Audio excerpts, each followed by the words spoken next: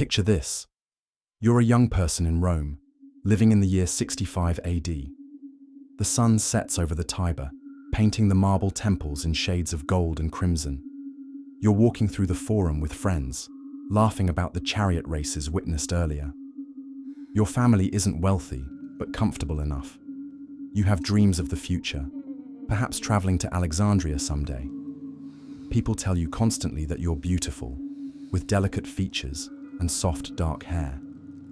It's a compliment you've grown used to, though it sometimes makes you uncomfortable when older men stare too long. You have no idea that your appearance has already caught the attention of the most dangerous person in the entire empire. And what Emperor Nero would do to a young man named Sporus, the transformation he would force through imperial command, represents one of the most disturbing displays of absolute power in recorded history.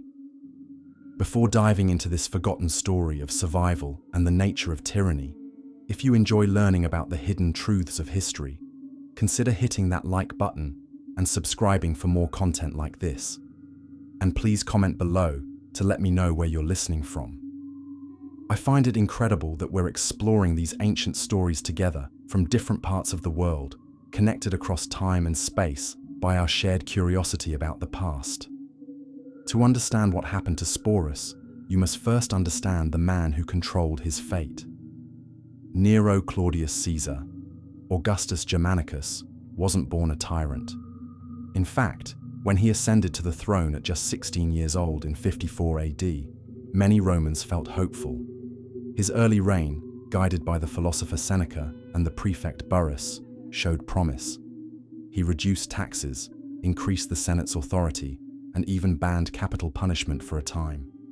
But power, absolute, unchecked power, has a way of revealing what lurks beneath a person's surface. By 62 AD, something fundamental had shifted in Rome's political landscape. Burrus died under suspicious circumstances. Seneca retired in fear for his life. The restraints on imperial authority were gone. What emerged was an emperor consumed by appetites that grew more destructive with each passing year. Nero didn't just want to rule, he wanted to possess, to reshape reality itself according to his desires. He fancied himself an artist, a performer, a god walking among mortals. He would force senators to watch him perform in theatrical productions, their faces frozen in applause they dared not withhold. The system that enabled Nero's behavior was centuries in the making. The Roman Empire operated on strict hierarchies, where the emperor's word carried the force of divine law. The Senate, once the proud guardian of republican values, had been reduced to a rubber stamp for imperial decisions. The Praetorian Guard existed to protect the emperor, not to question his actions. Ordinary citizens lived at the mercy of a structure where crossing those in power could mean death for themselves and their entire families. Then came Poppaea Sabina. Nero's second wife was renowned throughout Rome as one of the most beautiful women of her generation. Ancient historians describe elaborate beauty rituals involving baths in donkey's milk and sleeping in cosmetic masks, her appearance requiring multiple attendants to maintain. Nero was utterly devoted to her. He had divorced his first wife Octavia, daughter of the previous emperor Claudius, to marry Poppaea. When the Roman people protested this divorce of a beloved princess, Nero had Octavia executed. Her death presented to Poppaea as proof of his commitment. But devotion couldn't protect Poppaea from Nero's violence. In 65 AD, while pregnant with their second child, tragedy struck. The details remain disputed among ancient historians, but according to the Roman historian Tacitus, Nero kicked Poppaea during an argument. Whether this was the direct cause or she fell ill afterward, the result was the same. Poppaea died, along with her unborn child. The emperor's grief was absolute. But this wasn't the grief of someone capable of processing loss in healthy ways. This was the grief of someone who believed himself a god, someone whose reality bent around his will. Nero couldn't accept that Poppaea was simply gone. He had her body embalmed in the Eastern fashion, preserved rather than cremated, as was Roman custom. He gave her a state funeral of unprecedented extravagance, using more Arabian spices and incense than the region typically produced in an entire year. Mourners filled the forum, though whether they wept for Poppaea or from fear of being watched, no one could say. But elaborate funerals couldn't fill the void Poppaea left. The emperor wandered the corridors of his sprawling palace, the Domus Aurea, a golden house that would eventually cover 300 acres of central Rome. Past walls inlaid with precious stones and rooms designed with mechanical ceilings that could open to shower guests with flowers and perfume, Nero saw Poppaea's ghost in every shadow. His attendants walked on eggshells, terrified of the emperor's unpredictable moods that could shift from composing poetry to violent rage in moments. This was the state of Nero's mind when, sometime in late 65 or early 66 AD, he encountered Sporus. We don't know exactly where or how their first meeting occurred. Historical sources suggest Sporus was a young man from a relatively modest background, possibly a freedman, or someone already connected to the imperial household. What captured Nero's attention was unmistakable. Sporus looked remarkably like Poppaea. The resemblance was striking enough that it seized upon something in Nero's fractured psyche. In Sporus's features, the emperor saw a chance to undo what had happened, to resurrect his dead wife through sheer force of imperial will. What's crucial to understand is that Nero didn't simply desire Sporus, as the Romans commonly took male lovers. That practice existed throughout Roman society, without particular controversy. Marcus Aurelius, Hadrian, Julius Caesar himself had male companions that history records without scandal. But Nero wanted something entirely different. He wanted to literally transform Sporus into Poppaea, to recreate his dead wife in living form. The first step was acquiring complete control. If Sporus wasn't already under imperial authority, he became so immediately. There would be no family to object, no one to intervene. Sporus was isolated within the vast complex of the imperial palace, where no one dared question the emperor's commands. Consider that moment of realization. One day, you're a person with autonomy and hopes for the future, and the next, you belong entirely to the most powerful and unstable man in the world. Then Nero issued orders to his physicians. What he commanded represented an irreversible violation. Sporus was to undergo forced castration. This wasn't done in secret or shame. According to the historian Suetonius, Nero openly commanded this procedure as part of his plan to transform the young man into a replacement for Poppaea. The medical procedure itself would have been performed by imperial physicians who had no choice but to obey. In the ancient world, such operations existed primarily for creating eunuchs to serve in royal courts or religious temples. The practice was known throughout the Mediterranean world, though never before commanded so publicly by a Roman emperor for such purposes.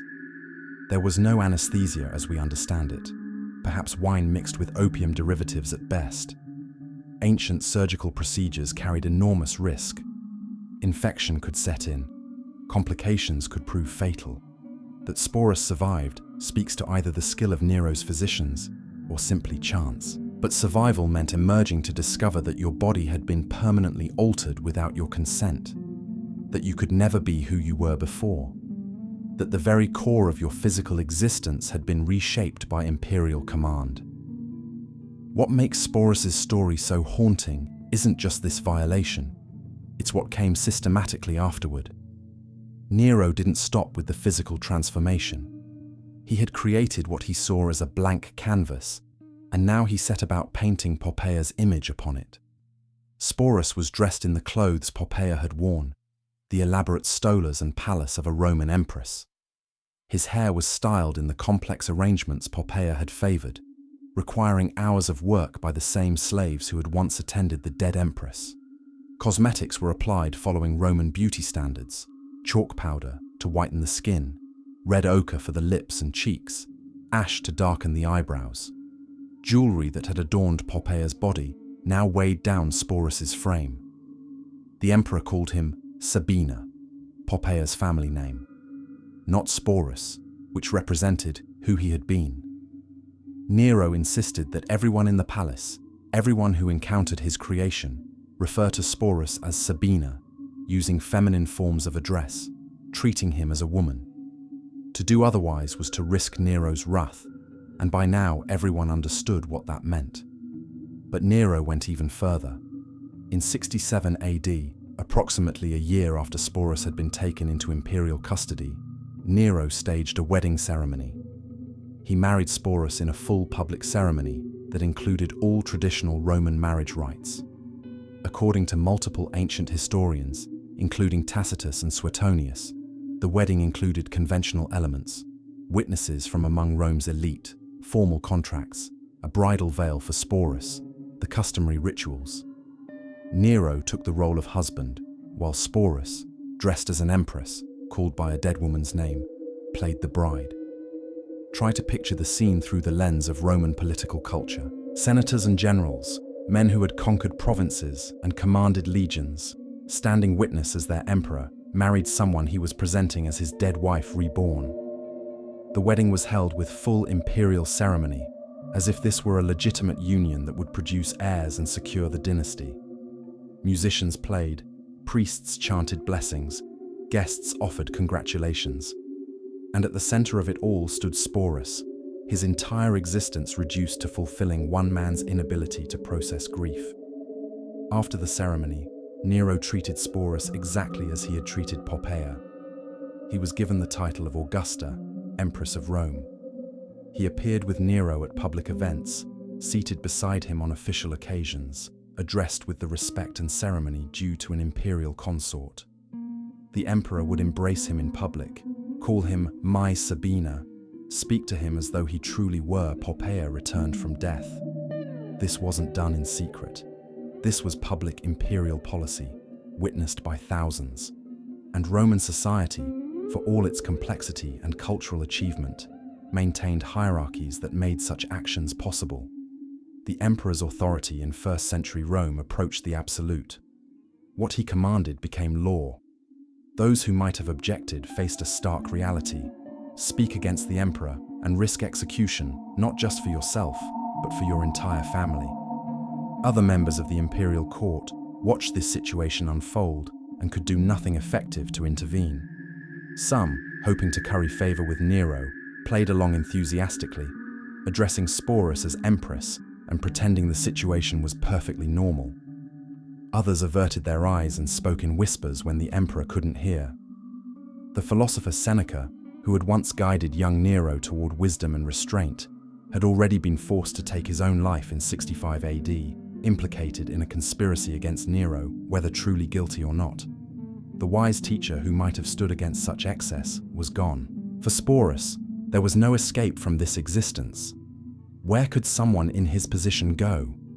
He was among the most recognizable figures in Rome after Nero himself, dressed in imperial purple, surrounded constantly by guards and attendants. Even if he somehow fled the palace, where in the empire could he hide from imperial reach?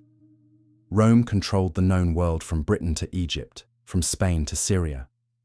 The psychological impact of what Sporus endured defies simple description. Modern understanding of trauma recognizes patterns in his experience. The forced alteration of his body, the imposed identity he had to perform every moment of every day, the complete lack of autonomy or escape. He couldn't even look at his own reflection without seeing Nero's construction staring back. His body was no longer his own. His name was no longer his own. His very self had been stolen and replaced with something designed solely for another person's emotional needs. And this situation continued for over a year. Day after day, night after night, Sporus lived as Nero's wife, attending imperial functions, appearing before crowds who stared with mixtures of pity and morbid fascination. Rome had witnessed emperors commit terrible acts before. Caligula's cruelties were legendary. Tiberius's actions on Capri were whispered about in horror. But something about Nero's treatment of Sporus struck observers as particularly disturbing. It wasn't simple violence or excess. It was a sustained erasure of another human being's existence, a transformation of a person into an object, a living prop in the emperor's theatrical denial of death. What this reveals about the nature of tyranny is profound. Nero's actions towards Sporus weren't those of someone operating outside the system. They were made possible by the system itself. The structures of imperial Rome, the absolute nature of the emperor's authority, the hierarchies that placed some lives entirely at the mercy of others, all created an environment where such violations could occur publicly, with no effective opposition.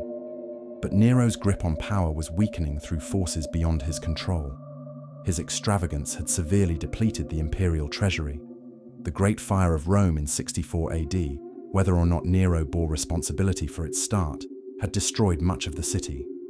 His execution of rivals and senators, his theatrical degradation of imperial dignity, his increasingly erratic behavior, all of it had created deep resentment waiting to overflow. In March 68 AD, Gaius Julius Vindex, governor of Gaul, openly rebelled. Though his uprising was crushed militarily, it inspired another governor, Servius Sulpicius Galba, in Spain, to declare himself emperor. The Senate, sensing Nero's vulnerability and eager to distance themselves from his excesses, threw their support to Galba. One by one, Nero's supporters abandoned him. The Praetorian Guard, the emperor's own elite soldiers, declared for the challenger. By June 68 AD, Nero was isolated, his palace empty of everyone except a handful of loyal freedmen, and Sporus, who had nowhere else to go. On June 9, 68 AD, Nero fled Rome. He understood what was coming: Galba's forces approaching, senators eager to condemn him, a population that had grown to despise his rule. Roman tradition prescribed specific fates for condemned tyrants, and Nero, who had inflicted so much on others, couldn't face the prospect of experiencing similar treatment. He took refuge in a freedman's villa 4 miles outside Rome. Sporus was present during those final hours. After 3 years of being forced to play the role of Nero's dead wife, he witnessed the emperor's collapse.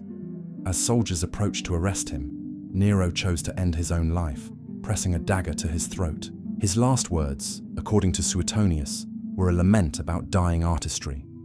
"What an artist the world loses in me." Even in death, Nero was performing. A secretary had to help guide the blade.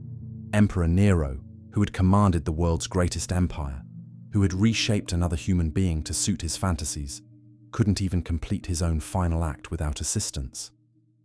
What emotions must have surged through Sporus in that moment?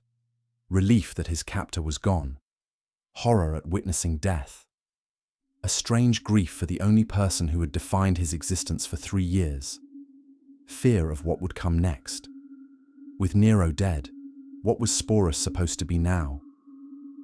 The answer came swiftly and demonstrated how little had truly changed in his circumstances. Sporus couldn't simply return to being who he was before. That person no longer existed, erased by physical alteration and 3 years of imposed identity. His situation in Roman society was now impossibly complicated. He was known throughout the empire as Nero's empress, but with Nero dead, what status did that confer? He had no legal standing as an actual widow, no claim to imperial property or protection. Galba, the new emperor, was a stern, conservative military man in his early 70s. He looked at Sporus and saw a living reminder of Nero's excesses, an embarrassment to the dignity he wanted to restore to the imperial office. Some sources suggest Galba initially kept Sporus at court, perhaps because killing Nero's widow might seem unnecessarily cruel, or perhaps simply because no one had decided what to do with him. But Galba's reign lasted only 7 months. In January 69 AD, he was murdered by supporters of Marcus Salvius Otho, who became the next emperor. And here Sporus's story takes another troubling turn. Otho had once been married to Poppaea, before Nero had taken her for himself. Otho had genuinely loved Poppaea and been heartbroken when forced to divorce her. Now, looking at Sporus, this young man altered and dressed to resemble Poppaea, Otho saw an opportunity to reclaim something he had lost. Otho took Sporus into his own household and continued using Poppaea's name for him. He appeared with Sporus at some public occasions, though historical accounts suggest with less theatrical display than Nero had employed. For Sporus, the nightmare continued under a new master. The specific nature of his treatment may have differed. Otho was not Nero, but the fundamental horror remained unchanged. Sporus was still trapped in the role of a dead woman, still forced to perform an identity that wasn't his own, still unable to escape the prison Nero had constructed around him. But Otho's reign proved even briefer than Galba's. In April 69 AD, just 3 months after seizing power, Otho was defeated in battle by Aulus Vitellius, governor of Germania. Rather than face capture and execution, Otho chose to end his own life. His last act was reportedly arranging for some of his loyal servants to be sent to safety. Whether Sporus counted among those protected is unclear from historical records. Vitellius became emperor, and his view of Sporus was entirely different. Unlike Nero and Otho, Vitellius had no sentimental attachment to Poppaea's memory. He looked at Sporus with contempt, seeing only a symbol of the corruption that had degraded imperial dignity. According to the historian Cassius Dio, Vitellius decided that Sporus should be used as a public spectacle, a warning against the excesses of previous rulers. The new emperor ordered that Sporus be forced to perform in a theatrical production in the amphitheatre. Roman theatre often included performances of mythological stories, and Vitellius chose a particularly cruel scenario.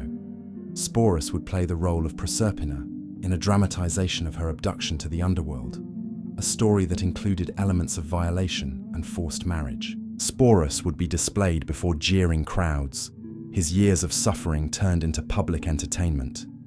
This was to be the final humiliation.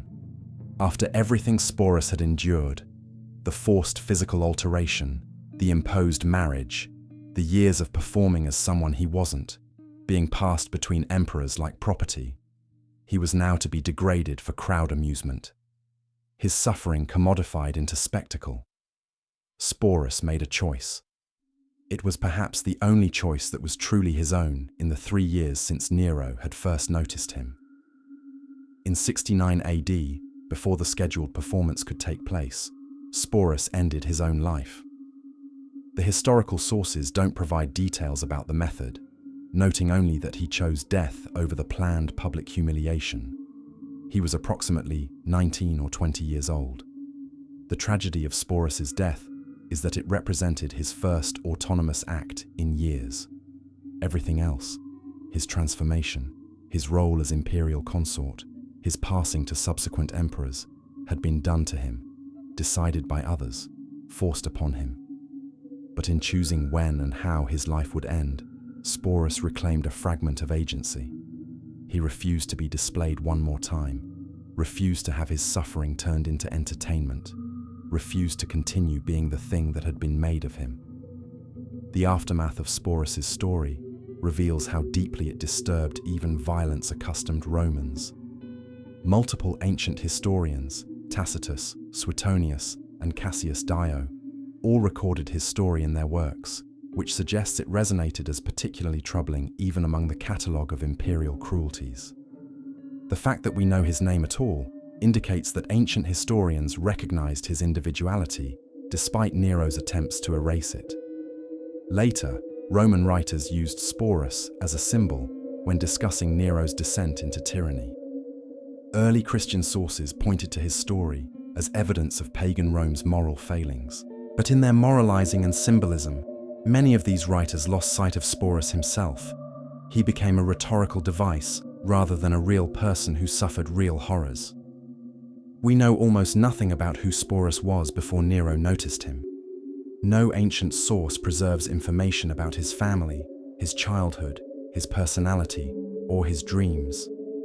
We don't know if he had siblings, if his parents survived him, if there was anyone who mourned him as the person he had been, rather than the empress he was forced to pretend to be. This absence in the historical record is itself tragic. Nero's transformation was so complete that it erased even the memory of who Sporus had been before.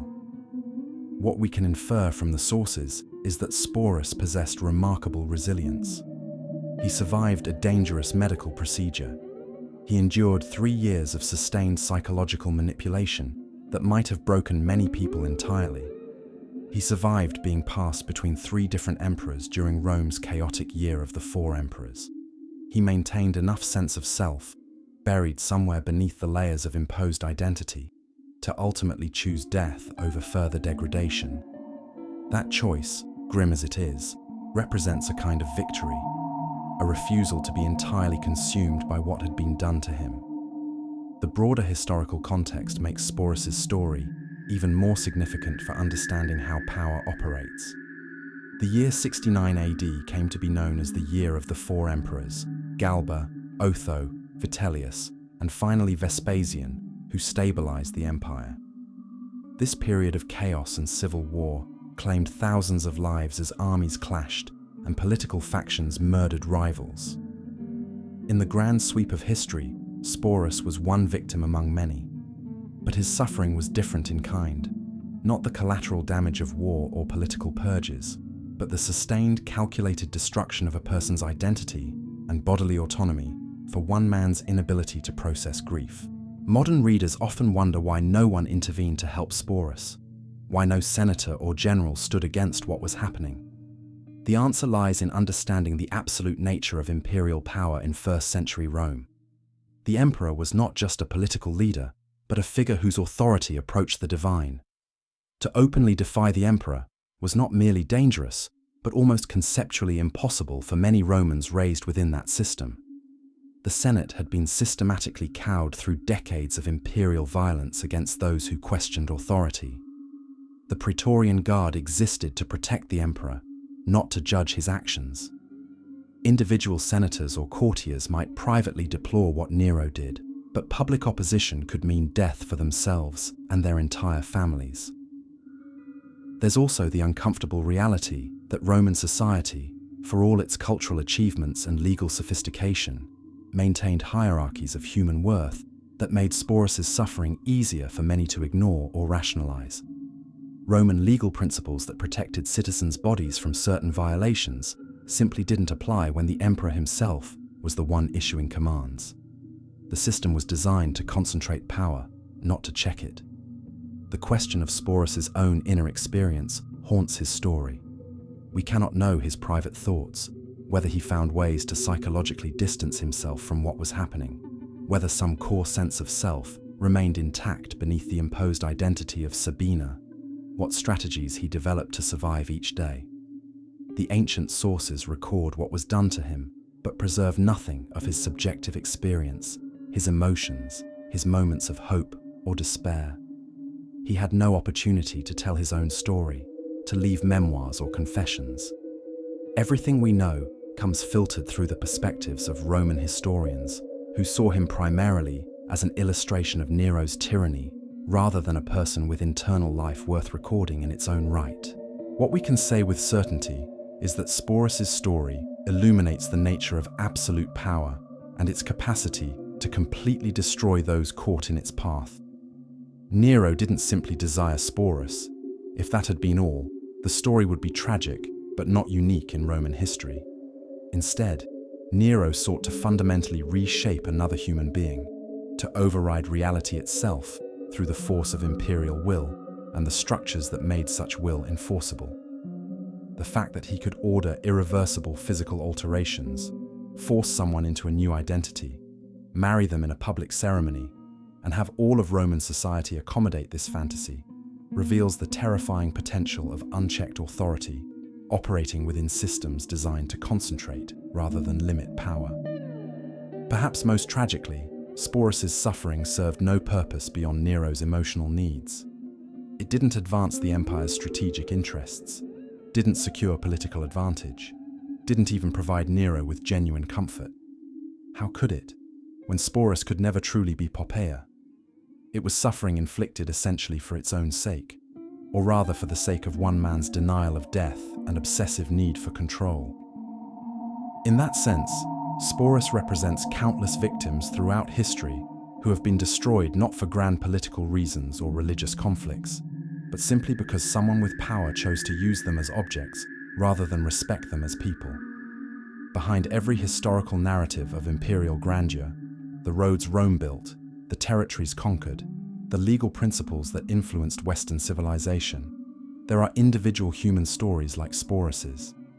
The marble busts of emperors displayed in museums don't show the terrified faces of those they destroyed. The Latin inscriptions praising imperial achievements don't mention the young lives cut short or irreversibly damaged. History tends to remember the powerful while reducing their victims to footnotes, to catalogue the reigns of emperors while minimizing the suffering of individuals. Sporus's story reminds us that the past was lived by real people with real feelings, real pain, real terror. He wasn't a symbol or a statistic. He was a young person, perhaps once happy, perhaps once ordinary, who through terrible circumstance came to the attention of the most dangerous man in the world. What happened to him across those 3 years? The violation of his body, the theft of his identity, the forced performance of someone else's existence, and finally his choice to end what had become unbearable, represents a human tragedy that echoes across nearly 2,000 years. When we read about the madness of Nero or the chaos of 69 AD in history textbooks, we're reading about events that broke real people in real time. Sporus endured what most of us cannot imagine enduring, survived what perhaps should not be survivable, and ultimately found the only freedom left to him. His final act, choosing death over further degradation, was simultaneously the saddest and perhaps the bravest moment of a life that had been stolen from him. In remembering Sporus, we honor not just his individual suffering, but all those throughout history whose pain has been minimized, whose stories have been reduced to interesting anecdotes about tyrants, whose humanity has been obscured by the grand narratives of empires and emperors. Even across the vast gulf of nearly 2,000 years, even though we know so little about who he really was before Nero's attention fell upon him, Sporus deserves to be remembered as more than just a victim in a tyrant's story. He was a person who endured the unendurable, and whose experience reminds us of the precious fragility of human dignity and autonomy, and the catastrophic cost when systems of power are designed without meaningful checks on those who wield authority over others' lives.